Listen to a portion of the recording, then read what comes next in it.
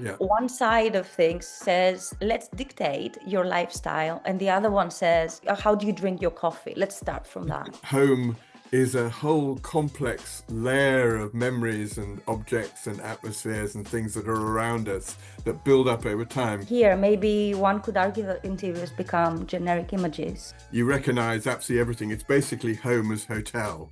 It's in another world. This is not your lawyer's office. This is not the plush carpet and the Mies van der Rohe seat. When you walked into it, the feeling is just, wow.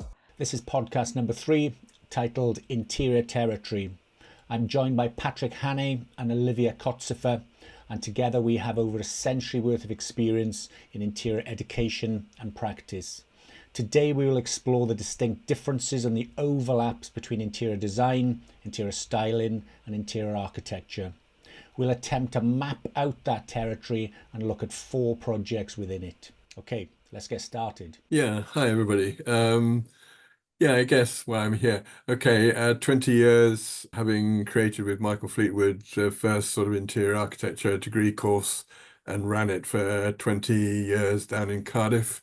And maybe just sort of say overlapping that all the time was running the magazine for architecture in Wales, Touchstone. And before that, I was an architectural journalist as well before coming to Wales. So why do I mention that? Simply because it's a consistent thing about education, really. Journalism is all about education, and so is being in a degree course BA. So yeah, that's enough from me. And Olivia Kotsifa. Hi, everybody. Most of you wouldn't know me. I'm an architect with a 15-year professional experience in Athens and Barcelona, where I had the chance to work at Enric Miralles' studio, amongst other places. So interior architecture. Okay, so for 8 years, I taught architecture and product design in CSAD, and I was the interior architecture program leader for 2 years. Where I had the chance to co-teach with Craig. A little bit about me and my values. I would say I love working with respect towards traditional and the new, connecting traditional ways of creating and new technologies. My belief as a creative is not to just make things, but to create things, atmospheres, places, and connections that matter. So to create purposeful environments with empathy, with imagination, with the soul. I'm very happy to be here today to talk alongside Patrick, who's a person I really admire and respect, and of course with Craig, who I had the chance to be together in the course. So thanks for inviting me today. Cheers. Thanks, Olivia. So myself, Craig Thomas, I did my degree in interior architecture with Patrick, was one of my tutors. I then did a master's in fine art. My PhD was taking that forward a bit, and I was looking at immersive body-focused environments, trying to elicit sort of very kind of specific emotional responses out of the users. I've taught interior design and interior architecture for 20 plus years with kind of Patrick and Olivia. And I practiced for around about 18 years as well, 10 years of that in London. My passion, I suppose, really is about creating environments that make people feel something. So I think, interiors, wherever it is on that kind of spectrum of interior styling through interior design or interior architecture, the interior spaces really need to kind of connect with the users and make them kind of feel something. The most recent thing is I've set up Interior Design Evolution. Okay, so let's get started into.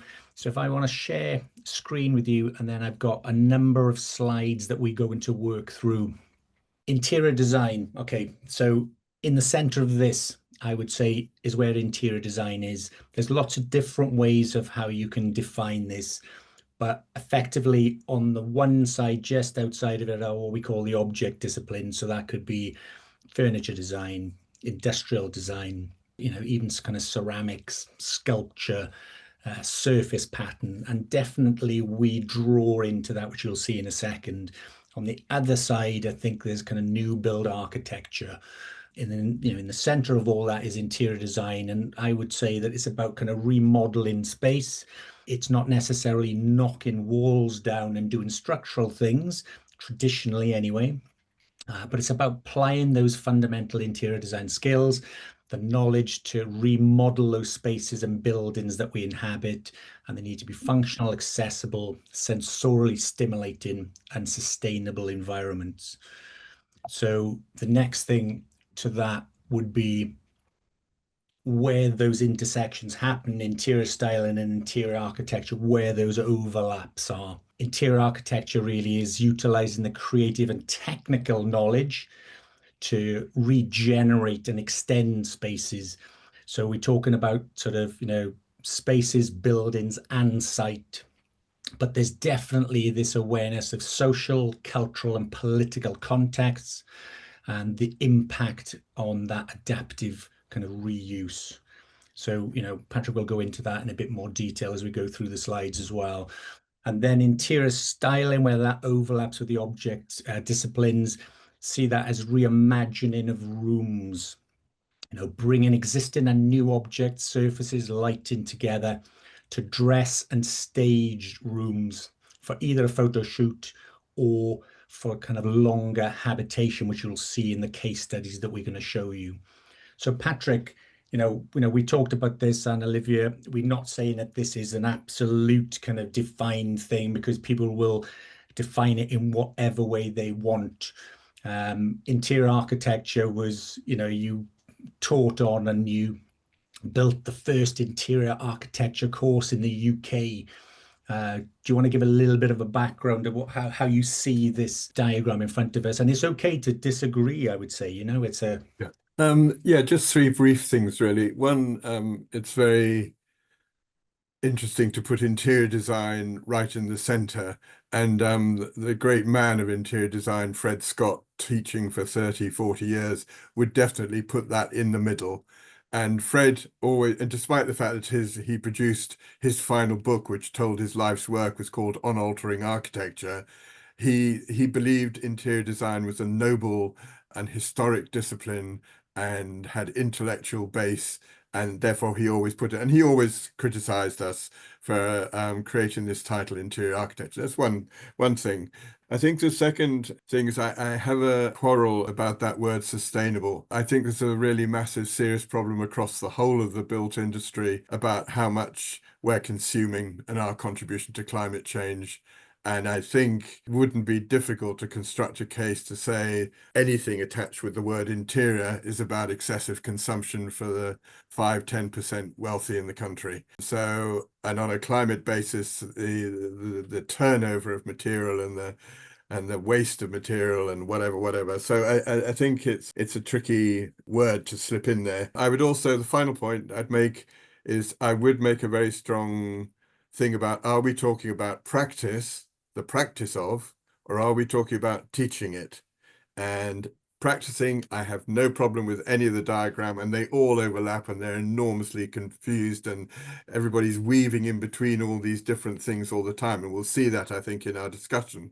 If we're talking about teaching it, then I think there's a serious issue at stake, which is that if you are going to do a degree course to make people competent for going into industry, which is completely remodeling existing buildings, then that curriculum is absolutely required to have all sorts of things which would never be in what was a traditional interior design course.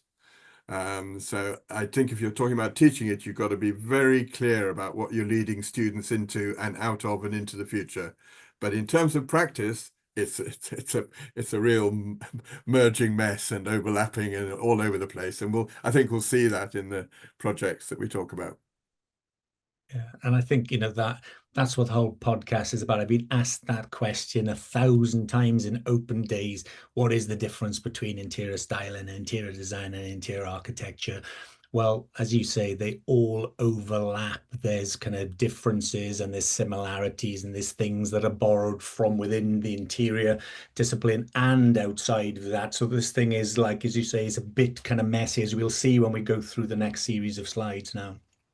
So the case studies we've got are basically on the left-hand side here, Maxine Brady. So this is an interior stylist and creates these stage sets, and she says it very clearly, through to Kelly Hoppen, who's very much in that interior design. Randy Brown, which I would have down more as the kind of interior architect, but mixes interior design in there, and then through the end here, Ricardo, which is basically, full on kind of almost kind of right into kind of architecture, but interiors built into this incredible site that you'll see in a second. So interior stylist, reimagining rooms, interior designer, remodeling of space, and that could be a small bit, like knocking a new doorway through, to smashing holes in roofs and taking out whole floors. But that leads us into kind of interior architecture, which is that regenerating of place. So there's a few provocative things coming up. So short-lived and seasonal is on this kind of interior stylist side. Then interiors can last for multiple years, between 2 and 10 and beyond, and through to decades. So that's one thing. And this doesn't completely fit every single interior, as Patrick was saying. It's much more complicated than that. But there's some generalizations we can draw out of it. It's not a kind of rule. There's always exceptions to the rules. Interior stylists tend to deal with rooms, particularly the one that we've chosen. Then we're into the host building. And then I think for me, interior design closer to interior architecture always thinks about the kind of site as well as the building. And then the place where you see these things a lot. So, again, fairly provocative maybe, but interior stylists, social media is where they kind of place themselves, and they have millions and literally millions of followers, through to magazines, softcover books, and then hardcover books. So there's a kind of permanence thing that kind of runs kind of left to right. There are exceptions, but those are kind of some generalizations. Anybody want to come in on that? It depends which realm we're in this stage set business. I think there's a fine tradition within TV and film and theatre of incredibly sophisticated setting a set for a place that may only last 2 or 3 hours or whatever. And that's a very sophisticated thing. I maybe won't say no, but I think when it comes into the realm of the home, I have a problem with quite a lot of this stuff and what its purpose is and why it's being done and who's it for. But I'll leave that aside for the moment. So I think this short-lived thing, you can't dismiss it, because it's a huge, particularly TV, theatre, set, all those stuff is fantastic, and it's very skillful, and it's about picking objects and setting a mood and an atmosphere, using light very cleverly. And I think the most successful people who've done it in certainly film, TV set and whatever is the people who do a lot with a little, as opposed to doing just a lot for the sake of it. Okay. And I think, that's why we're doing the podcast. I think, to be, provocative, to, get people to kind of engage in these kind of topics, and for constructive kind of, discussion and kind of healthy debate. So let's go straight into the first case study then. So Maxine Brady. So reimagining rooms, and she says it, and there it is. There's the social media. So this one kind of fits quite nicely into the colored text on the previous slide. So there she is. These things are very short-lived. She's very upfront with it. She's saying that these things are kind of photo shoots, and they're about product placement and all these different things. They're there, as Patrick was alluding to then. It's tied very closely to consumerism and capitalism and, expendable kind of culture. So Instagram is the place, 50,000+ kind of viewers here, and somehow, like I said, have hundreds of thousands and even millions. There's a couple of different things that she does. The editorial styling is literally the kind of photo shoot. So arrange the kind of objects. And I think if you pick back the layers, for me, it's about having a kind of project brief first. There's something that somebody's asked me to do, place that product or whatever it might be. Then it's about creating a kind of frame that the photograph exists. Then it's about kind of rearranging these kind of objects and lighting to create that kind of photograph. And then it's about uploading that photograph to whatever blog, Instagram, magazine or whatever it is. And they're very honest about it. And as Patrick was saying, and I'm sure he's going to kind of say it again, is, there are kind of issues with the speed that these things, the change, that this is okay this week and this next season, well, we have to bin that and we have to move on to this other thing because the magazines and Instagram are telling us to do these certain things. So there are kind of issues. These are the kind of seasonal kind of shots. So obviously it's certain kind of, events through the year, photo shoot into magazines and all the stuff that we know. And then there's the kind of branding, kind of styling of, objects and products into these kind of mocked up kind of interiors. Now, I remember, Patrick, when you was teaching us that, and you mentioned it now about, certain things that are kind of temporary and ephemeral, film sets and theatre sets. And even to a certain extent, the kind of styling we're showing here, we should never turn our back on it, but we should also kind of be honest and say, it's good for this, but there's kind of issues that make me slightly nervous with other things. So I don't know whether you want to kind of come in. Well, yeah, I mean, just to say it immediately, if you just take it to theatre, I mean, what theatre is unbelievably successful at, one is the amazing use of lighting to create atmosphere, but they are brilliant, the best theatre designers, at generating mood and atmosphere, and we can learn from them, and they do it with the minimal amount of stuff often. It's not a load of stuff, it's just very, very clever, and they use sound and they use touch and they use smell and they use so that we've got a lot, anybody doing interiors of any label, you ought to keep watching that. But my worry about what he mentioned about it's all set up for a photograph. And I just think it generates a really dangerous view about what life and home is about. There's no memory in any of these images because what they're interested in doing is just fixing. I think there it is, 5 seconds, click up on the thing. Oh, I fancy one of those, and on we go. And yet most of us, home is a whole complex layer of memories and objects and atmospheres and things that are around us that build up over time. And I always had a problem. I mean, if you look in any magazine about these sorts of interiors, they just look as though, well, they're set up as though no one was ever going to inhabit them because everything's so perfect.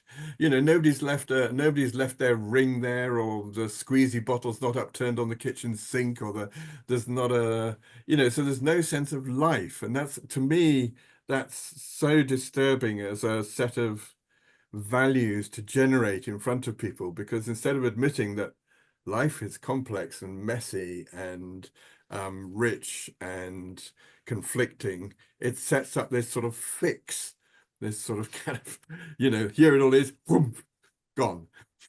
And I just think that's a dangerous, and the magazines, there's hundreds of magazines that do it. And they set up this attitude, and then they encourage everybody to think, oh, that's how I ought to, I'm inadequate unless I live like this with everything just so. So I find it troubling as a phenomenon, but I do accept that it is within its own boundaries. Some of it is incredibly sophisticated. I particularly like, by the way, if you go back to the first of her, that one on the left, to me, I suddenly thought, oh, hey, that's really interesting, because all there is there's a drum and a blind and this weird kind of oversized star. And that actually, it seems to me to generate an incredible, and also you can see this is in a crappy old building, which has obviously not been done up for some time, and the floors are rough, and immediately sets up a fantastic sort of sense of partly lived in atmosphere. It's probably not, it's totally created in a false place, but I was really struck by that. I thought, hey, yeah, that's interesting. And it's done with very few things. Yeah. Well, I think it is extremely sophisticated, and until you try it, there's a whole kind of artistry to it. There's a whole industry built up, so you can go to trade shows in Chelsea, and it's all that industry is absolutely huge. And I would say a lot of people that would come in, because I was interior architecture when I was with you, and then I validated interior design. Most of the students, 90+%, were female. And there's a whole kind of piece and a whole podcast on that kind of gender thing. But all the students that would come in, 100% of them, male and female, would all think interior design is kind of more of this, because this is what they see. So, I'm putting this in because it is quite provocative, particularly, from an interior architecture point of view, an architecture point of view. But, we do live in these spaces, and there's a whole industry with millions of people's eyes on this. But I can see that, there's a kind of tension between the expendable kind of tie to consumerism kind of angle. But it is a huge art form with this thing. It's not easy until you try it. It's Yeah. it's not easy. I think her approach, I mean, just not to be critical, myself also, it's that it reminds us in a way that not all interior styling, I would say, more than design, is meant to be timeless. What she does is that she captures the moment, and then the moment lets go. That's it. But then on the other hand, an architect could be very harsh and say that maybe what she does, this whole idea about branding interiors and mass production of atmosphere, and using this as a global kit of parts to generate spaces and that look right just on the print and online, these are fundamentally generic. So that, as Patrick was talking about it, it reminded me what Rem Koolhaas says about generic cities. So the generic city, I'm pretty sure many of you would have read the book, Small, Medium, Large, Extra Large, is a city that could be anywhere. It's like a kit of parts. So over here, maybe one could argue that interiors become generic images, and they are designed mainly for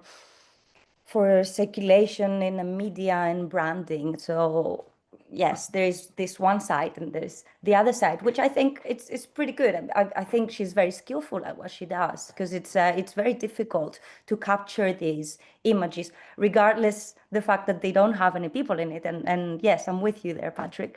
But yes, she so shows that interiors are shaped by the moment. And yes, it's pop-ups, it's product launches, it's editorial shoots, and the interiors must speak loudly and quickly. And yeah, it's like an elevator pitch for lifestyle, something like that. It's a tricky territory, but equally, and Olivia is absolutely right, that one of the most dangerous word ever used by modernist architects was the word timeless, because nothing is agile. And they tried to get this idea that we've arrived at a point now, everything will look like this. It'll be timeless forever and ever. It's the most dangerous word in architectural debate, I think. So this lady is operating at the absolute opposite of that. She's saying, no, no, no, nothing is timeless. There's a time And for yet everything. nothing is contextualized at the same time. No, I mean, no, even no. if the far left image over here, or any image, could be in any single city, Yeah, in yeah, yeah, any part of the, well, in most parts of the world anyway. yeah. Not Africa.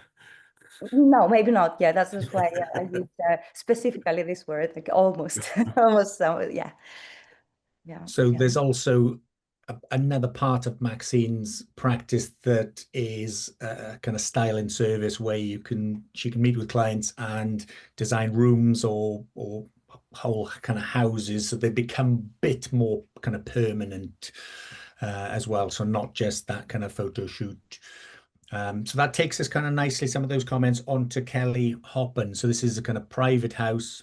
She's an interior designer. And as you'll see from this particular project, interior design could last from 2 years if it's tied to a kind of style, or it could be timeless. Patrick, is a good word, and Olivia, it could be 5 years, 10 years, without too much change to it. And I suppose it depends on the client, it depends on the budget, it depends on how fixed the kind of style is. But Kelly Hoppen is huge in the interior design industry. She's MB, CB. She's written 10 books on interior design. She talks about, her styles being timeless, elegance. Patrick, there's one for you and Olivia, but also this kind of attention to detail. And when I look at these projects, when I think about how I would kind of teach them, I think there's a series of layers, and the first layer I think is what we would call the kind of host building, or the inner kind of lining as the first thing. And sometimes those are, just painted. Other times there's a bit of remodeling, which we'll see in a second.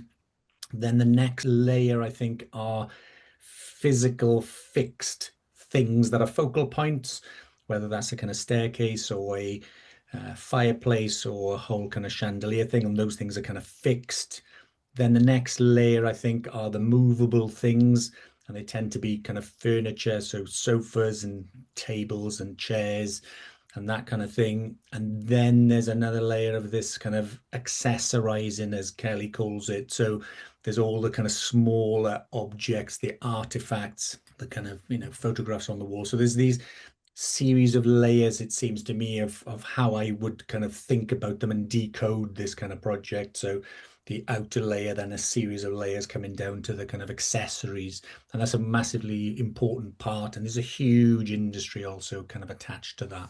It's fantastic work, and it's brilliantly consistent, and it's done with a huge care and a huge amount of money. But there's nothing particularly surprising about it. You recognize absolutely everything. It's basically home as hotel. Yes. And that's basically it. And I find that troubling. And just to take these two images, this room, everything is in these two images that I find and kind of troubles me.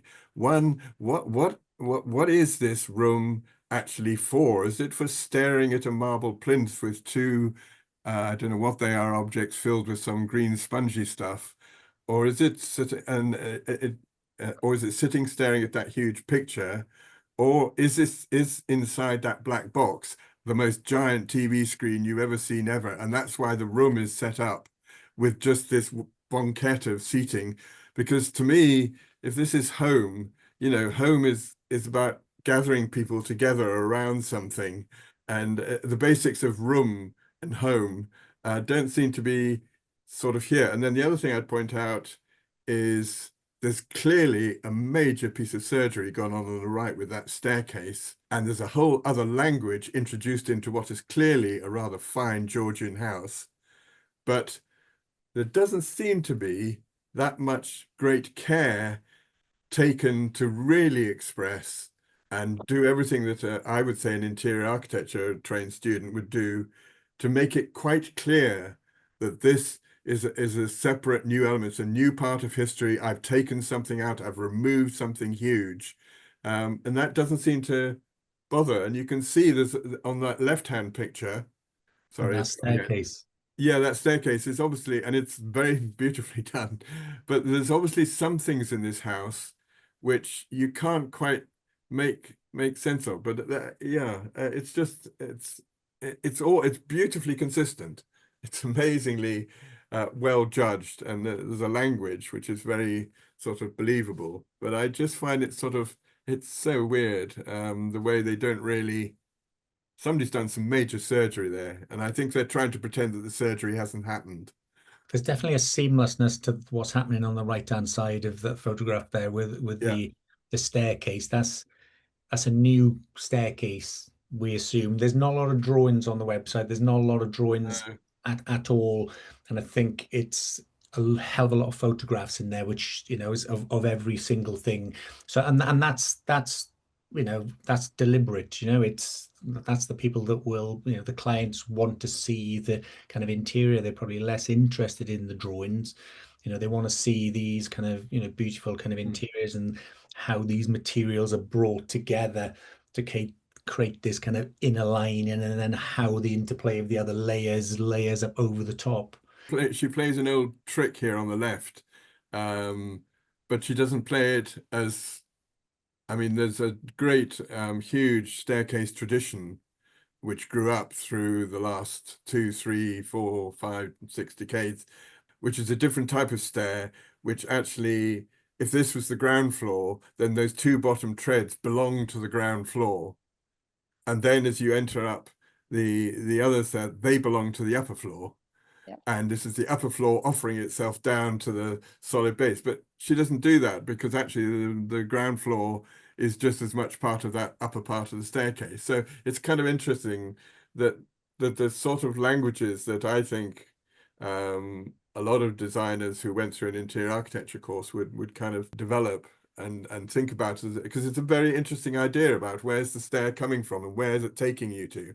And yeah, and of course the great Carlo Scarpa was a master at doing that sort of stuff. But this is obviously not it doesn't matter to this person that she's done that. I mean, it's beautifully made. I mean, the thing that's always so striking to me about the interiors industry is the craft skill of the people who assemble this stuff. Was always awe-inspiring to me. I remember coming into the interiors industry first and thinking, hey, this is wonderful. A, everybody's cooperating. B, everybody's trying to get the highest quality possible. And Jesus, there are these skilled subcontractors who want to talk about design with you and are willing to adjust what they're doing. But when the guys deliver it on site, it's, and they're really proud of it. And you look at the contrast between that and the building industry, where architects are mostly operating. It's just another world. So it's fantastic. I always was amazed at the and of course it costs a lot of money, but the skill, the craft skill, and being willing to cooperate with the designers was a wonderful world to work in. It was so breathtakingly refreshing to work in that world. Craftsmanship, isn't it? Every inch of this is crafted, isn't Oh it? yeah. The moldings look to me like they're kind of brand new. The skirtings look kind of brand new. They're beautifully, the whole, even the kind of painting of it, you can see is perfect. I think coming back to the stairs, I assumed that they wanted to kind of draw in the walls into that, but then because you change the material on the floor, it feels a bit curious, isn't it? Yeah. This is one of the other kind of sit-in rooms. Yeah, well, you see, I was about to say that later on we'll see other slides of a living room, and I would agree with Patrick that some spaces are like, more dead spaces. Again, I'm going to go back to Rem Koolhaas' sayings about what was it called, the garbage city, like about dead spaces and things like that. But at the same time, if one wants to guess of what the client may need, because this is a different time span and a time scale to the one we've seen previously. The other example, we are talking about something that is more responsive to the client's lifestyle, I guess, than the market aesthetic. So I think what we can guess from this interior design and also from this nicely made opening on the staircase is that the client's probably guessing now, obviously, they like connections, because the staircase, okay, it does maintain this traditional design, and at the same time, it does have visual connections to the living room through the nicely designed opening. And then we also see this arrangement in the second living room that we've seen. So with the layout of the furniture, they are done in a way that they do welcome people, gathered together. And also the kitchen is the same, because it has this beautiful kitchen island being quite dominant in the space with stools, and that makes, I don't know, meal preparation more of a social event. And again, here you see it in the dining table. So there's something there that shows you that it is done to stay for much longer. So the furniture and they are beautifully selected to age with the person who lives in it. So yes, it would be a good example of sitting there for a much longer time. I think this picture on the left is particularly interesting, and particularly, I can't remember the address of it, but Pawson did a house in a Georgian terrace, and did this room connecting with the garden. And what's interesting here is that, and if you contrast it with what Pawson did, and coming back to this business of the staircase, I mean, the Georgian house, the staircase was not an artifact by which you saw into other living spaces. It never did that. So they have absolutely done something really radical in terms of changing this house. But I don't think it seems to be a little bit timid in the way it's executed and the way it's done. So suddenly this client has decided they really want to open up so that it connects acoustically and everything all the way up, presumably through the house. And similarly with this picture on the left, interesting that they clearly do one of the classic sort of modernist architecture bits, which is a whole new structure has been put in here to allow them to do this trick whereby are you inside or are you outside? Are you inside or are you outside? But what they don't do is they don't connect like Pawson does and many other designers do. They don't actually really make the room feel as though it's part of the garden in material. The room is still part of this aesthetic of the house up above. And it's just kind of interesting that, and that this is, there's some major surgery gone on here to install this. And I've never met Kelly Hoppen. I wonder if she does have a fellow but a rarely credited architecture firm that she goes to make sure that all the structural changes. I don't know. Maybe she's very experienced herself and can do it all herself. But I'd just be interested how this happens. I imagine it'd be kind of in-house because I think, Yeah, is she quite big? yeah, she massive, All right, huge kind of company, all big, right. big project, big budgets. You can see that she's stepping between the kind of interior design. She's opening up. There's a beam in here. That's Yeah, probably a bit of a new build at the back. There's no drawings, unfortunately, so we kind of sort of guessing. But there's a huge kind of opening that, as Olivia was saying, connecting kind of spaces together. But right, that is kind of more in the realm, kind of leaning into interior architecture for me when you start to kind of open things up in that way and really remodel and kind of regenerate kind of spaces to connect through to gardens or whatever. So we need to kind of move on a little yeah, bit. So we're just kind of okay, yeah, flick through these. I think we've covered most of the kind of yeah. issues. So there's definitely a sort of a language that goes outside, even though there's no kind of physical connection. I mean, these are really kind of opulent kind of materials, and you can see, the spaces, with the, as Patrick was saying, it's beautifully put together. Yeah, but it's this picture exactly, the picture of the bedroom that when I first saw it, it struck me as, oh, okay, are we sure this is a private home or is it a hotel? And it was that particular picture, the one before, that that made me think about it for a minute. Mm, Mm, mm, okay. yeah. But then at Okay. the same time, you have this amazingly designed marble kitchen, which, okay, you have the marble dominating the whole space. But again, it's interesting. What is the marble there about? I'm not sure, Patrick, because I think it's not. I mean, at first glance, it dominates the space, Yeah, and it's not just on the countertop, but it's no, it's wrapping the everywhere. backsplash, the shelves, and even the Baths. bathing, bath, everything. But at the same time, you see that one natural stone defines the whole space, and the material choice is not just about the finish itself, but I think it's a bit about identity. So it kind of becomes architecture, or the Yes, architecture of the kitchen, and not just the surface of it, because it is what it is. It's like a pure natural material, which is very expensive. mm, Um, and and the lighting of the kitchen plays a big role into this, because it kind mm, of it yeah. brings more layers into it, and it makes an atmosphere. So it's somehow, yeah. I mean, there was a cupboard there that's really uh, very quiet. It sits very quietly next to the marble, and it's like a nice, you know your place here. You don't.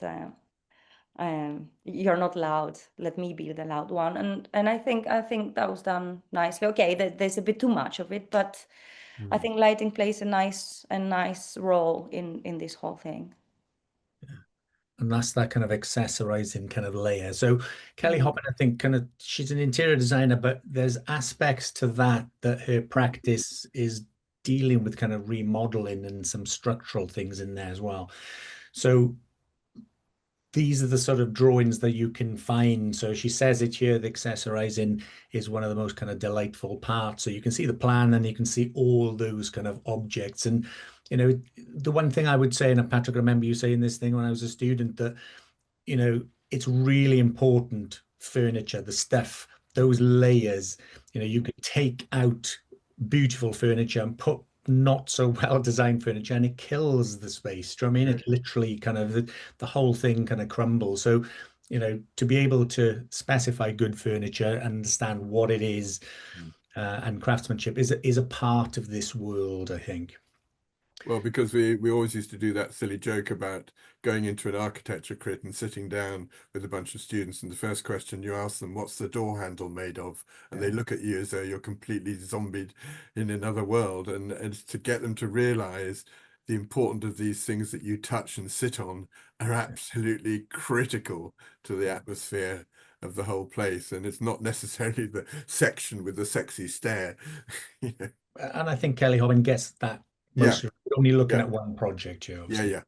Okay, let's move on. So for me now, this next project by Randy Brown is a lawyer's kind of office. This, for me, was a kind of seminal project for interior architecture. So when Mike Fleetwood, when we did the first podcast, and particularly kind of Patrick and the other tutors, I would say that this was the kind of one of the rocks that you were kind of moored to, in that sense that the project had an idea of a house building, the existing shell, how you work with it, a design strategy, how you put your things inside that, a design language, what those things kind of felt like, what the kind of mood was, what the client needs were, and how the users used it, but also crucially that social context, which for me was always very, very important for interior architecture. So Patrick, I know you know this project fairly well, so kind of over to you.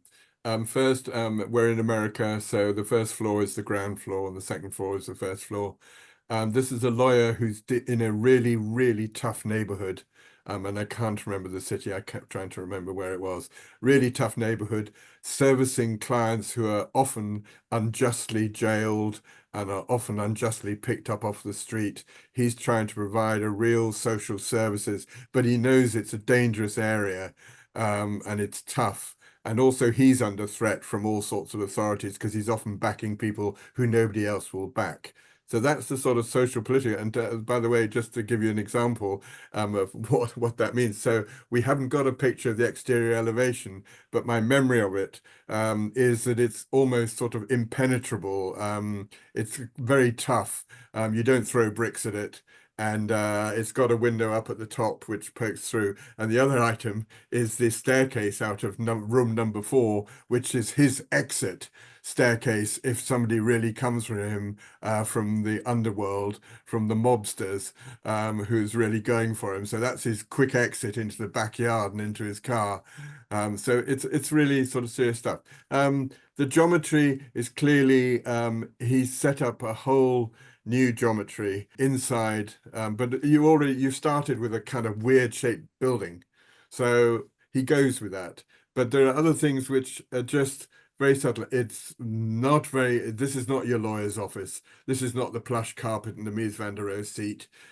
You come in and this is the view as you come in. And the wall is left raw, the floor is left relatively raw. These are just plasterboard timber and pretty simple plywood and things like that. So it's in another world, but also spatially, it's incredibly sophisticated because the bottom arrow on this plan, you're coming in, and he's just very concerned about that first contact, and he's concerned about his receptionist desk, and therefore this wall not only curves and makes the entrance slightly narrower and narrower and narrower, but it also lifts. So it does a strange thing. It's sort of saying, okay, you don't just come charging into this palatial entrance. You need to be careful as you come in here. And then the surface lifts. And as it lifts, you then become to encounter the receptionist. It's the old staircase. And interestingly, he just says, that's what was in the building before. I've had to rip it out. It doesn't belong to my new thing, but I'm leaving that memory there because that's how people used to get up and down into this thing. And he just says, let's not fuss about it. Let's not cover it over. Leave it there. But for him, the stair is the connecting piece of furniture between all the floors that are in this thing, and it's conceptually it's his library. And why is it the library? Because law is all about precedent, and the books are in the staircase, and the books are the law that connects all the lawyers together and connects the people to the law to the lawyers. So it's a sort of symbolic library stack staircase that connects everything up. I think just tiny small details that you might notice, even on these slightly strange geometry, these walls, they don't actually touch the wall, or it does, but he puts a piece of glass between, and that's partly an approach. So the strategy of this rough raw infill is you don't kind of touch you leave the existing shell almost unconnected, but actually there is a slither of glass, and that means that these guys can actually, if they're in difficult circumstances, they can see what's going on in the room next door. They can sort of hear through the glass, and it connects them up. So it's multi-layered in the way it's concerned about the seriousness of this social service that they're providing, but it's also doing some language things about how you inhabit these. It's classic retail, in any retail in any city, you basically just have two walls, front and back. And how do you then make an intervention? And here he's I think in everything that he's doing, this is in no way, he's bringing light down that staircase and bringing light into the back room of the chief lawyer who's at the back. And I think this is not ostentatious. This is a social service place that has some elements of delight in it, and works, and is not wasting money where it's not needed. So that's just a quick summary.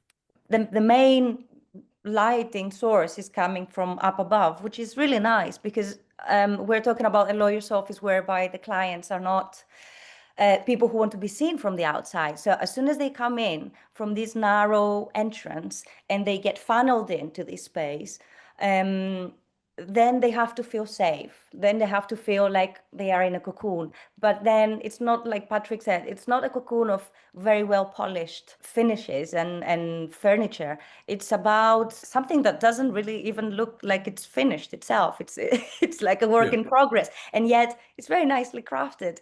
So I think it's kind of an emotional transition. So walking through the space is not just a physical, but also an emotional transition, which is really nice. And they needed to blast a hole in the roof and make a door to the roof so that you get out on the roof, but also bring light into it, because as I say, the front is pretty austere and is not letting in an awful lot. We'll see a picture later on of the conference room at the front, and it's just got this slit window in the polycarbonate sheathing of it. So bringing this shaft of light that connects all the lawyers together, connects the public, that comes down to be near the reception, and it's the sky. It's the most effective form of light, to bring into a place, is to bring the light from the sky rather than through a window horizontally.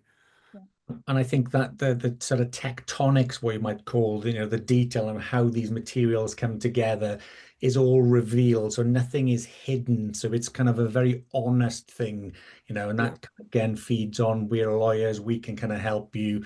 And also that so the iconography of having the law books right in the center. So this column running up the center of this kind of staircase that is the stability of, the law is the law. We know the law.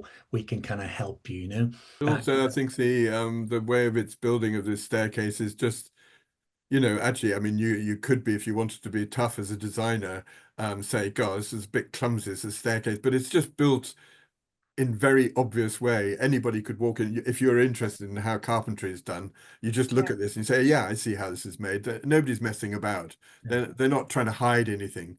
They're not trying to, they're not bothered about that. They don't think that it's worth spending, like the Kelly Hoppen thing is, almost obscuring how that staircase is built. This is let's shove this timber thing through and let's show them how it's built. And it's not, it will have cost something, but it's not that complex and not that tricky. And also that, interior architecture in taking floors out, pushing this staircase and this thing, which you'll see in a second, up through the roof, reconfiguring and remodeling that whole entrance section. So this is kind of two views looking up and looking down. So from the little roof, you go out and you can see down into the main guy Harry's kind of Yeah. office down below. So it's very open. Nothing's closed off in a box. It doesn't feel like your money is being spent on the kind of interior in that sense. It's kind of spent on the knowledge, and I think that's all built into the iconography of it. And interior architecture, these are very architectural kind of detailing. But we also, there's always a very interesting educational thing in terms of students about this building is that one of the dangers we always worried about this project, because it has that sort of a sense of, as you look at the drawings, can't anybody draw a straight line? I mean, isn't this fantastically overcomplicated? And oh gosh, yes, the first move you do in any interior, put a curve in, because that and terribly simple. And it's not, it's much more sophisticated than that. But it was a dangerous thing to show, we felt, to students, because you could quickly think, oh, I know how to do an interior inside an old building. You just do this crazy geometry that is almost impossible to handle. But of course, he handles it beautifully, spatially, and in the way it's assembled and everything like that. But it's a dangerous language. It's when people say, "Oh, yes, I know what organic architecture is." It's that thing, where there's not a rectilinear line anywhere in the building, and it's so simplistic. It's much more complicated. But he's interesting. I don't know whether it survived this project. I don't know how long the practice lasted, but it was in a really tough context. And it's interesting, you can see all the old joists on that previous picture. They only put ceiling in where they need it. If you don't need it, don't put it in. Don't waste money. Mm. And this is Harry's office with a big, huge kind of sliding door. And interestingly, do you see the language that it's almost like a prison cell door window? Yeah. Yeah. That was very deliberate. Yeah. But it's sliding. It's filled full of that kind of iconography. And that's the conference room, by the way, that previous picture. Yeah. And these are the kind of axonometrics, which I've kind of got too zoomed in. And, just quickly, this is like, 2010. So this is probably at least 10, maybe 15 years afterwards. So I just dropped this in to see that, Randy Brown still has that kind of language of installing these kind of objects, slightly different now because they're not so tectonically kind of separate. They're more kind of seamless, but this is a project that he did with an interior designer. This is again, fairly cheap materials. This is about £25 a square meter. So I just thought, just interesting to show a project that he's kind of updated that whole kind of aesthetic. Okay, last project. So this is now leading into the kind of interior architecture and regenerating of place. So Ricardo Bofill. So just a quick thing before Olivia starts. So you can see it's a huge, complicated building. This is a former cement factory from the 1920s. It was kind of derelict, or it was running its course, and they were moving it across the city, 31,000 square meters. And so this is not really like the house buildings that we know. This is an organic site that is grown depending on what it was needed for those particular processes. So there's these silos and extensions and structures all built and kind of brought together, and this amalgamation of this series of architectural kind of elements. Olivia. The history of it is that it used to be a factory, a concrete factory, and it kind of shows the history of Catalonia's industrial growth, because it was first built in the 20s. During the time when the industry was booming, and it wasn't built all at once. It was built each time the factory needed some more space for production, so new parts were added. So the building grew slowly, step by step. So this made it look like a bit messy and improvised, but that's what makes it interesting. And I think the way it expanded over time is similar to how traditional houses sometimes grow. So when a family gets bigger, they add another room and another floor or another wing. And in the same way, this factory grew piece by piece, reflecting these moments of growth or prosperity, if you like, in its very shape and form. So when Bofill took it up, because he really wanted to have this building and turn it into his personal his own accommodation and his architectural office, He reimagined it from the inside out. So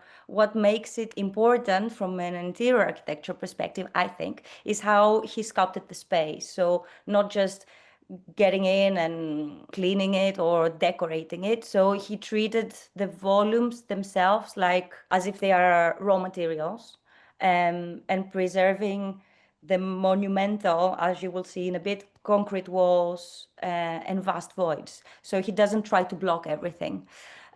So we are now looking at the outside, and he doesn't hide the industrial past, but he kind of transforms it. So that this industrial concrete that you've seen in the other picture is kind of balanced nicely with nature, with soft nature. And imagine that that was once a place of pollution and is now full of life in a way. So there is this contrast here. So when you walked into it, the feeling is just wow. The old factory is huge, first of all. We're talking about tall silos, think concrete walls, empty spaces. It feels like walking into a church. Even so, then this whole atmosphere is nicely changed because he adds plants, he adds light, he adds comfortable furniture, comfortable rooms inside the shell. So suddenly it doesn't feel that cold, and the industrial becomes a bit warm and livable. And I find this quite interesting. So the transition here is important. So it takes you from feeling small and amazed into feeling calm and at home. So I think that's the power of good design. Add a few tiny things, and Olivia's pointed to them. Incredibly clever use of these huge fabrics hanging, which of course help the acoustic because it would be hopeless to live in there without these huge acoustics of the fabric. But they're so simple, but they just utterly transform because they're so soft and flowing against all this hard concrete. If you notice from the exteriors, he turned the whole cement works into a sort of forest. I mean, the landscape transformation is extraordinary. And if you did notice when you were looking at those pictures, in one of them where there's this suddenly, obviously, totally brand new white staircase that lands on a white piece of floor, but he does the really intelligent thing. He takes the white staircase up and he just stops at the last step of the white staircase is the raw concrete as you step onto the floor above. It's just all that, it's very knowing, and it's very the lighting is terrific. He's left the artifacts, the huge hoppers. He's not bothered about those, and he wants that memory. He wants it never to be got lost, and then he uses the signature of these sort of Romanesque thin slit windows, which were existing in the old building, and he develops that as a whole. Every time he wants to punch new windows into the concrete silos, he develops those and pushes them through the skin, but he uses the same language, the same geometrical language as the windows of the previous building. So it's remarkable atmosphere and very clear strategy. But you must also remember that Ricardo Bofill was fantastically successful at PR, and this building, this was one of the earliest things he did. And it absolutely, when this arrived in all the magazines in the world, everybody went, wow, who's this? It absolutely, and it was such a brilliant, I'm going to inhabit a cement factory. It's kind of really brave and done with a great chutzpah. And I think there's a lot of demolition to this. So we've gone through this. It's a very, very big site. So we thought, right, let's just click through the images and just talk over the top of them. You can see those huge kind of drapes that Patrick was talking about. There's a lot of excavation with this too. So the model that you saw at one point was, a huge amount more, and all these kind of additions. So there was a very kind of deliberate stripping back of things, which was like, oh, well, there's a little lean-to building. Let's get rid of that. And to take it back to something that was going to be useful for this new use, so his residence plus these spaces here for his kind of architectural kind of company. So it was a great judgment on the host building stroke kind of site. And what's a pity about is the way it's conveyed. Yet again, the images that go in all the magazines and the film that goes in everything shows you all these fixed things. But actually, what is so interesting about this building would have been to see him really reveal that thing you've just described, that strategy of, well, we decided to demolish that. We decided to knock that out. We decided to dig down here. No, we left that. That's important. And to show that stitching together of those key strategic decisions is easily the most important thing that people ought to learn about the building. But of course, as I said earlier, he was interested in PR. So he thought that's too complicated to tell us a story. So let's get these fantastic, and they are amazing images. I mean, they're an extraordinary interior, really amazing. This Yeah, interior landscape, really surreal. yeah, The exterior also. But yeah, I read somewhere that said it's where industrial brutality meets poetic minimalism. So yeah. it's like, yes, yes, you've done it. And it's nice. I mean, for a educational perspective, it's nice to see that it's also a good idea not to erase history and work with it. Even this hardest industrial space can become something welcoming when you mix honesty of structure and something really soft.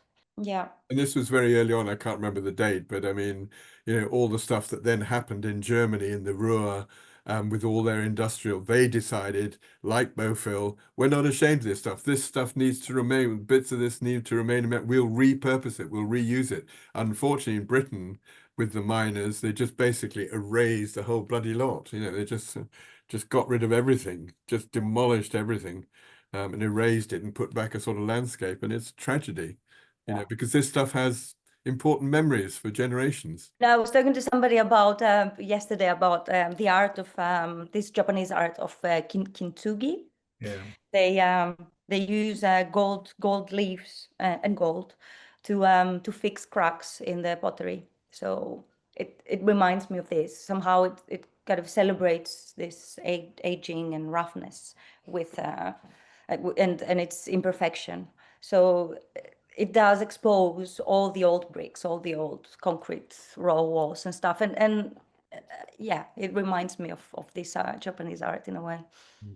Yeah, and the way that then that layer of nature comes in and sort of integrates through and on, and you get these great views through the windows to this almost like jungle effect in some of them, and there's like an oasis in the center. Is way too, we could do a whole lecture just on this particular one, and there's a couple of really nice videos there. The ones going around the outside, but the top one is two people kind of taking you around all the different spaces. There's 14 kilometers of subterranean kind of rooms and corridors and all sorts of stuff.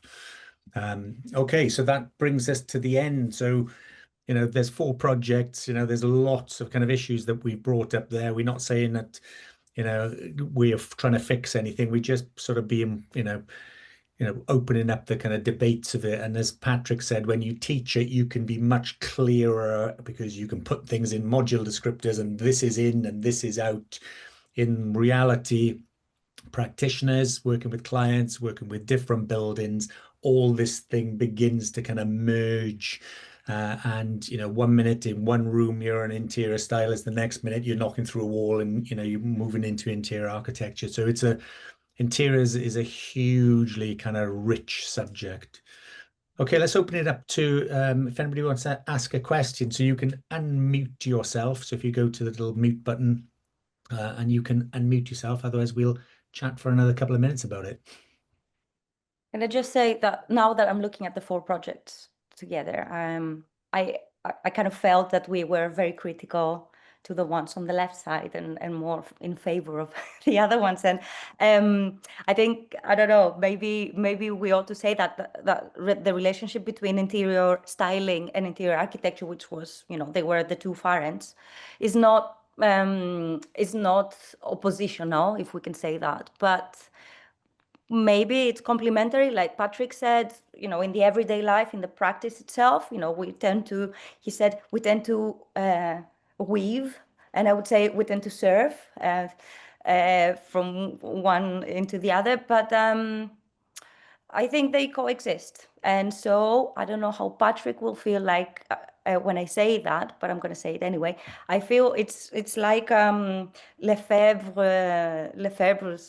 comments on Le Corbusier when he was saying he was simultaneously criticizing him and admiring him at the same time. So he was saying, yo, you're brutal with all these like the how do you say that, the canvas that you use, you are inhuman. And then at the same time he was saying what an amazing piece of work that you do. So yeah, I just wanted to say yeah, they do coexist and they are important in their own ways. Yeah, and I think you could link up and say, looking at Beaufil's thing, you could say that actually both Maxine Brady and Kelly Hoppen, given that context, they would be, I mean, what Beaufil, you could say in some sense, has created a stage set inside, and Kelly Hoppen's language, she'd be very pleased. She would go and look in that place and say, yeah, I recognize that's a fantastic piece of furniture, and that's an amazing set of objects. And he's still doing the same things, you know, there's certain pictures and certain things which are placed. So they're all essentially in the same field, and they're all creating, you know, extraordinary atmospheric places. Emily Smith, how are we doing? Yeah, I'm good, thank you. How are you? Nice to see you both. Nice to see you. Yeah, very interesting to listen. I mean, it's lovely to listen to you guys talking again. There's such a poetry to what you teach, and certainly the interior architecture projects. What's fascinating for me was more around the Kelly Hoppen discussion you were having because of the industry I fell into, which is high-end residential. And so I was just kind of sat there sort of like, oh, my frustrations come up around, you know, this concept of interior design, interior architect, FF&E, and then styling. And it's like, you know, who am I in those, you know, different brackets? And certainly in that high-end residential sector, you have got interior designers who very much just focus on the placement of furniture, and that's what they do, and they do styling. And then you have interior designers who focus on more the remodeling. And I've also worked on projects where the client appoints not only an architect and an interior styling designer, but an interior architect as well. So yeah, it was just really, yeah, that was a mad project. It's just really interesting to hear you guys, you know, talk about the full projects, but particularly that discussion in relation to home as well, because, you know, that's the sector I've fallen into, but also we all have a home. And how do we bring that interior architecture, that interior design, that styling into home, but in a way that is realistic, not this kind of consumerism thing. Oh, thanks, Emily. I think it's interesting because I agree. I think we were tougher on the kind of left hand side, the kind of the styling side. And that wasn't planned. It just, you know, you just react to what's kind of happening. And I think inevitably we all bring our values to the table, don't we? You know, so, you know, with the lawyer's office, you know, the way that they'd set that up, that's either going to resonate with you or it's not. Yeah. And the same thing with room kind of sets that are there for, you know, 3 hours photo shoot and gone. That's either going to resonate with who you are and what you want and your kind of values and ethics and all that kind of stuff, or it's not, you know. But ultimately, I think when you are in the industry as an interior practitioner, as you said, you work on all sorts of different projects. And so you have to, you can't just say, I'm not doing that. Well, you can say that. You can totally say that. I don't want anything to do with that project. And you know, and that's completely legitimate. But, you know, most people are not in the position to be able to do that. So you have to kind of shape shift through all these different kind of categories. And if you can't do the detailing bit or the construction bit that, you know, on a particular, you know, interior architecture project where you're kind of smashing through a roof or something, then you team up, as you say, you grab people in. And I think it's easy to dismiss the styling side because we all, as you were alluding to, we all live in homes and rooms and we all have opinions on, oh, I don't like that color. And it's very immediate to us. But actually to do it well and to really do well and bring all these things for me, I would kind of put them all in the bracket. And the simplest way I could describe it was, it's all to do with objects, space, experience. So objects make space, space makes you feel something. and they're all experts in it. And I think our values, you know, either great or they don't with kind of certain projects. But you need to be kind of good at all this kind of stuff, really. And if you don't, if you Yeah. can't, you need to collaborate. Yeah, and I think Can I? that Sorry. that's also a there's a frustration in the industry. I can only really talk from the high end resi, but there becomes a fight between, you know, architect, interior designer. Oh, I'm a stylist. I'm an interior architect. There becomes a fight, and my big frustration is, why can't we just set up a dialogue? You know, there's a dialogue to be had here, not a fight over who gets to design what, and I'm better at designing that. Let's set up a dialogue and be collaborative about it and bring our strengths together to create something that's cohesive. That's my biggest frustration. But yeah, it's a very interesting topic. Yeah. Can I just add my critique about the business about how home is photographed links to a very fundamental thing I did back in the Architect's Journal, which is I commissioned an article called The Politics of Architectural Photography. And this was a critique, very severe critique of how architecture is photographed. And I won't go into all the details, but essentially that it's sort of lifeless art. But it's interesting that we were just as critical of the way architecture is projected through magazines, and I did a talk which then looked at the magazine Country Life and the way they presented all these Georgian interiors of very wealthy homes, and they're doing exactly the same thing. And the critique is just the same. It's lifeless, it's fixed, it's determined. And the really revealing thing was The Guardian, for a time, published the most extraordinary series of photographs by a guy called somebody McCabe of writers' rooms. And every week they published a very famous writer and the room that they wrote in.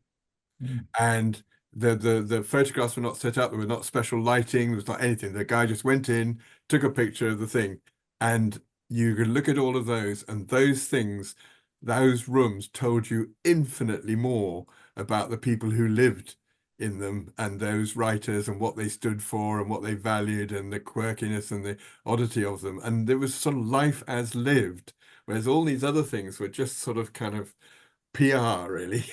Kind of. And it was to me, so it does come from a particular critique, and I accept it's very biased, but that might account for my sort of concerns about some of the earlier stuff I said. But that's where it comes from. But I think, Patrick, if we would have done these, and I did debate on whether we should start with interior architecture and move away to interior styling, you could have easily made some of the comments about there's no people in any of these photographs. And Exactly. Yeah, know, there isn't. But then at the same time, I think it's the way you look at things, because Yeah. one side of things says, let's dictate your lifestyle, and the other one says, how do you drink your coffee? Let's start from that. And then maybe the client says, I don't drink coffee in the morning. I don't need the kitchen. Okay, easy enough. Let's not have a kitchen altogether like they have in New York. They don't have kitchens because it's too expensive to have them. So the left side with Maxine Brady and maybe a little bit with Kelly Hoppen is more to do with how should we do it. And the other one is, oh, it's already built. Let's see what we've done here. How did the person needed it or wanted it? So I don't know. It's more of a let's hear about what you need, and the other one is let me tell you what you will need. yeah, that's really interesting. Emily, because I mean, obviously you did the same course as myself with Patrick. Where do you see yourself? You hinted at, you've worked on different projects and, you've moved into the kind of high-end kind of residential. Where do you see yourself kind of now on this? Do you see yourself spread right the way across it, or do you see yourself in a very particular part of it? Yeah, like I say, when I first graduated, which was 2011 now, I got into high-end residential and I was all about, I want to be a designer, I love interior design, but I did fall into high-end resi, so I always thought I was a bit rubbish at what I did, kind of thing. But that in fact, Patrick, you saying today, she's kind of designed home as hotel. I'm like, oh, that's what I've been doing for the last X amount of years. So, and you know, straight lines, everything's symmetrical, especially in London.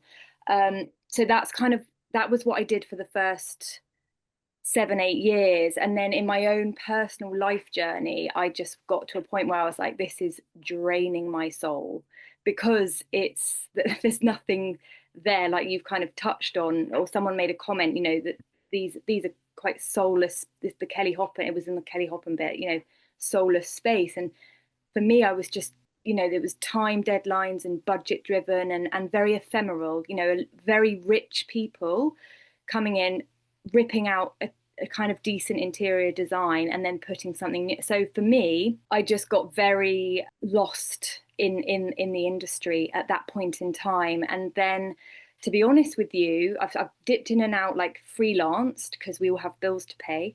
So I've been freelancing for the last 8 years now, still dipping my toe into high-end resi because that's what my skill set is now. But I'm more interested these days about what you've touched on, Craig, and I guess this is the ethos of interior architecture degree, is how people feel in a space, but going beyond the aesthetic. And I'm really interested in the energetics of how people feel in a space. So I discovered color therapy about 8 years ago, and I've kind of really brought the energetics of color into space and looked at how the subconscious is impacted through space as well. So that's kind of where I'm at on my journey. It's been, yeah, very frustrating at times when I've gone, oh, I don't want to do this run of the mill thing anymore because it's just not lighting me up. But the information that's coming through to me, that's also been an interesting journey because I've had to piece it together. It's taken time for it to come through and for it to land, but that's kind of where I'm at, if that answers your question. So I've actually kind of in a weird way coming full circle, and it's funny because someone said on the last podcast, which I watched a couple of days ago, it's like the lady that's doing the renovation in France, and she's like, I've almost come full circle back to, and it kind of feels the same for me, like you've started this at the same time where I tried to close a door on interior design, and now it's like, no, there's something around space and sacred geometry for you, but it's just you're having to wait for it to come in and be able to explain it clearly. So yeah, that's where I'm at. I think that's really interesting, Emily. I think, you know, that this is why we kind of doing this thing, because, you know, suddenly you come back and you listen to something and it may even be 5 minute little slot where three people are talking about one very minor thing, suddenly goes, oh yeah, and then that kind of the light bulb goes back on. Just in terms of, just to finish off on the Kelly Hoppen thing, I wonder whether if you went in there now and we beautifully photographed it, not necessarily kind of polishing everything up and making sure that the glass has all the kind of reflections as it should, but there was a coffee cup and there was a kid sprawled over the sofa, and the photographs of the grandma and grandpa was on the wall, and the accessorizing maybe that was done for the photographs possibly is taken out and the real stuff brought in. I think we may be having a slightly different conversation about that. Maxine Bradley is dead honest what she's doing. She's excellent at it. This is what I'm doing. You know, you could agree with it or disagree with it in terms of, you know, its links with consumerism and all that kind of stuff, but that's kind of what she's doing. I wonder whether the Kelly Hoppen thing, if that last layer, that accessorizing thing, was more dealing with what the client's ephemera stuff around them. I think there may be a different kind of mood and atmosphere coming across with it, less like the hotel room, as a couple of people have said. The critique of, I can do a self-criticism of my position about the photography, which is that actually the reason why these places all look unlived in is because actually as designers, we want to see, we don't want to be distracted by Johnny's tartan trousers. We want to actually see every bloody detail and every wall, surface, object in it.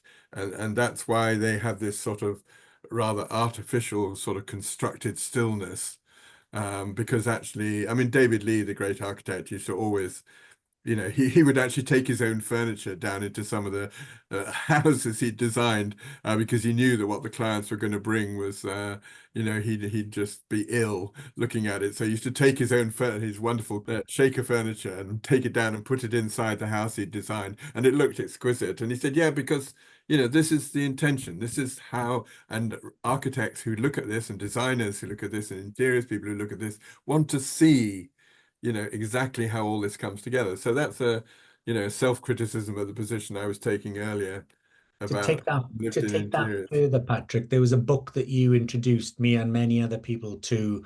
I can see it in my mind's eye now, How Buildings Learn. How buildings learn, yeah. And they just had a camera in the same position and they took a photograph on a Monday and then a month later, then 3 years later, then 5 years later, and you could see how everything changed. And I just Stuart found that, Brand. yeah, fascinating kind of study. This is all these photographs are polished up for, you know, whether it's, you know, the social medias, the magazines, the soft covers or the hard cover, you know, there's a reason why these photographs are taken. So I think that can add a kind of layer of coldness to it, I think. But I don't think photographs, I mean, even if they are populated with like what you said before, I don't think we can forget about spaces that are not being designed to have, you know, dead spaces, let's say. Yeah. So no matter how much you add in there, maybe, yeah. Yeah, no, absolutely. Yeah, it's So yeah, no, definitely. Can I Jonathan. just say, something about the law office project, that lovely touch back to whenever that was done, but just how that reminded me certainly of some of the projects we did probably in the first year as well, and it's nice and it's so refreshing countering, you know, like the Kelly Hoppen ones and this whole Instagram world that we live in these days, but just taking it back to that beautiful sort of almost, I think articulating is the word that sprung to my mind when you brought those images up, you know, of that staircase and just the way it's crafted. Yeah, and the sort of the stripping back of it and just seeing that raw sort of beauty of almost like a massive piece of furniture placed in a space. You know, I'd love to get some projects where I can kind of, you know, get that kind of stamp on. But it really kind of just reinvigorates the mind again to, just to know what could be done and so well for a sort of a project and the context and what have you like that. But I just wanted to say it was such a good counter to all the other three projects that was put in front of us tonight. So nice one, Jonathan. Funnily enough, the project was called Articulate. That was the name of it. It was that house. It was the It was that residential job where we had there was a kind of framing structure that led up to a little mezzanine bedroom and all the Koi Carp. pardon? Was it the Koi Carp? No. He's talking about an actual. You're talking about an actual interior that was done somewhere. No. It was a hypothetical. Oh, right. That we did as part of the first year, I think. It's probably the Koi Carp project. Yeah. Koi Carp. It could well be. Yeah, the name. Yeah. It was a series of volumes that were kind of twisted on the axis, and you could go in this way, up and cross a different way. Yeah. I think that was the one. Jonathan, can I ask you the same questions that I asked Emily? So, you know, we've talked along this kind of spectrum, if you like, from the kind of, you know, the stylist to the interior architect. Where do you see yourself now? I mean, obviously you went through the interior architecture course and, you know, depends on who you work with and what projects they're getting, what clients they're working with, what the budgets are and all that kind of stuff. But having worked on a number of projects now, you seem like the law offices is where your kind of heart is. I'm going to have to go, Craig, in a couple of minutes. Yeah, we'll wrap up. Just finish on Jonathan here, and then we'll wrap up. Oh, bless. Well, I think having worked up to sort of COVID time in hospitality and retail, fit outs, mainly with quite well-known high street brands.